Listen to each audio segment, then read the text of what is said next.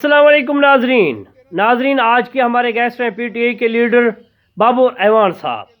नाजरीन पहले इनकी गुफ्तगू सुनते हैं, बाद में इस पर बात करते हैं। मैं ये वार्निंग देना चाहता हूँ उन सारे लोगों को जो पाकिस्तान के लोगों के मैंडेट के ऊपर डाका डाल रहे हैं कि तुम्हारा भी यौम हिसाब आएगा और तुम भी इसी तरह अकेले हो जाओगे। अभी निकलने वाले हो, तुम्हारे चंद दिन रह गए जो 5 गवर्नमेंट्स लाई गई थी। बेसिकली ये किराए की गवर्नमेंट्स थी, गैर आईनी गवर्नमेंट्स थी। जो ही ये जाएंगी इनके खिलाफ आर्टिकल 6 लगता है और धांधली का जो भी जिम्मेदार है उसके खिलाफ भी आर्टिकल 6 लगता है।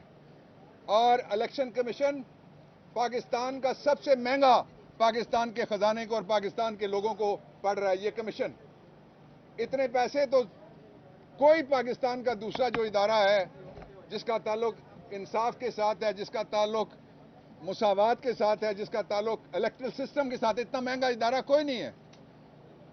लेकिन इस धांधली को मैं हैरान हूं इस बात पे, इसका नोटिस लेने के लिए अगर कोई सुओ मोटो हरकत में नहीं आ सकता तो आइन में से सुओ मोटो का इख्तियार खत्म कर देना चाहिए, क्योंकि पब्लिक इंपॉर्टेंस का इससे बड़ा क्वेश्चन क्या और हो सकता है कि ये 2 वकील खड़े हुए हैं जिनका मैंडेट चोरी हो गया।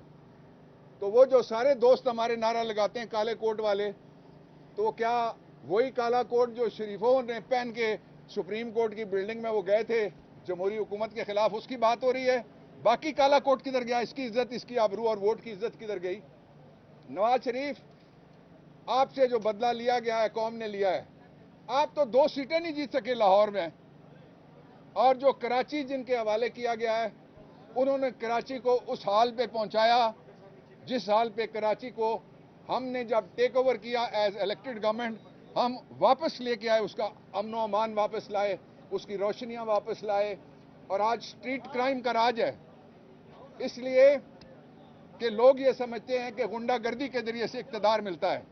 इसके बावजूद हम आइन का रास्ता अपनाते हैं, हम कानून का और दस्तूर का रास्ता अपनाते हैं, हम कॉन्स्टिट्यूशनल सुप्रीमेसी का रास्ता वो हमने अपनाया हुआ है।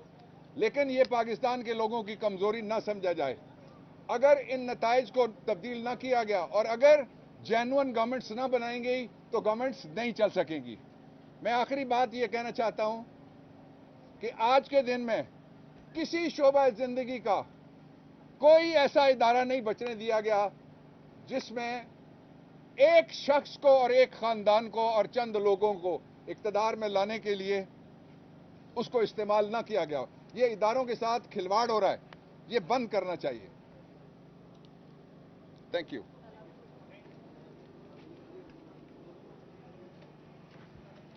ये तौकीर, मलिक तौकीर, ये पाकिस्तान का वाहिद यंग मैन है स्पेशल लोगों में से। ये दुनिया में आपका रिकॉर्ड है, मेरा तो बड़ा फख्र है ये, और आप सबकी ये इज्जत है। इसने हाउस ऑफ शरीफ को हाउस ऑफ शरीफ के अंदर शिकस्त दी है। इसका चोरी शुदा मैंडेट अभी तक उसके ऊपर कार्रवाई नहीं हो रही, और अब मंडे को इनका मलिक तौकीर का केस सुना जाएगा। हम सारे कहते हैं कि जो स्पेशल लोग हैं उनको कोई माजूर ना कहे, उनको कोई पसमानदगी का शिकार ना कहे। ये वक्त है कि पाकिस्तान का सारा मीडिया और पाकिस्तान की ह्यूमन राइट्स तंजीमें, पाकिस्तान की सिविल सोसाइटी मलिक तौकीर अब्बास खोखर का चोरी शुदा मैंडेट वापस करवाने के लिए तौकीर का साथ दें। हम इसके साथ हैं। बहुत शुक्रिया जी। मैं सिर्फ एक बात ऐड करना चाहूँगा, जो बाबर ऐवान साहब ने बात की, उसके बाद अपने हल्के NA 148 की, कि परसों जिस तरह मैंने आप सब के आगे आके ये कहा भी कि हमारा मामला आज के लिए लगा है दोबारा। आज यानी कि 22 तारीख को NA 148 मुल्तान का हेयरिंग दोबारा फिक्स थी। ओपन कोर्ट में कहा गया, बाबर ऐवान साहब, शोएब शाहीन, अली बुखारी और सबके सामने कहा गया, लेकिन अभी तक की जो कॉज लिस्ट थी उस पर यह मामला नहीं था। अब मैंने एक तहरीरी दरखास्त दी है कि मामला टेकअप किया जाए। उम्मीद है कि आज ही मामला सुना जाएगा।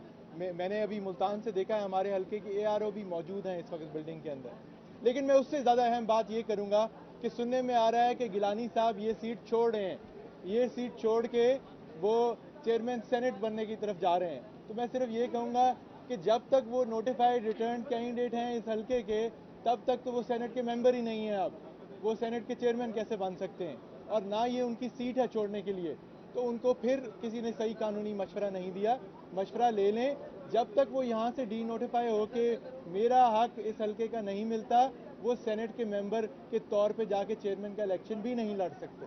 मैं ये जी नाजरीन, ये थे बाबर एवान साहब, जिन्होंने इलेक्शन कमीशन को भी वार्निंग दी है। उसने कहा है कि यौम हिसाब आएगा, आज हमारी बारी है, कल आप लोगों की बारी होगी, आप लोगों के साथ भी यही कुछ होगा जो आप लोग हमारे साथ कर रहे हैं। मजीद उसने कहा है कि इलेक्शन कमीशन पाकिस्तान के ऊपर महंगा तरीन साबित हो रहा है। उसने आने वाली हुकूमत को भी वार्निंग दी है। उसने कहा है कि ये जो हुकूमत बन रही है, लग यही रहा है कि ये हुकूमत मैक्सिमम 6 मंथ ही गुजारेगी, उसके बाद ये हुकूमत ख़त्म हो जाएगी। नाज़रीन, ये थी आज की वीडियो, मिलते हैं नेक्स्ट वीडियो में, तब तक के लिए अल्लाह हाफिज़।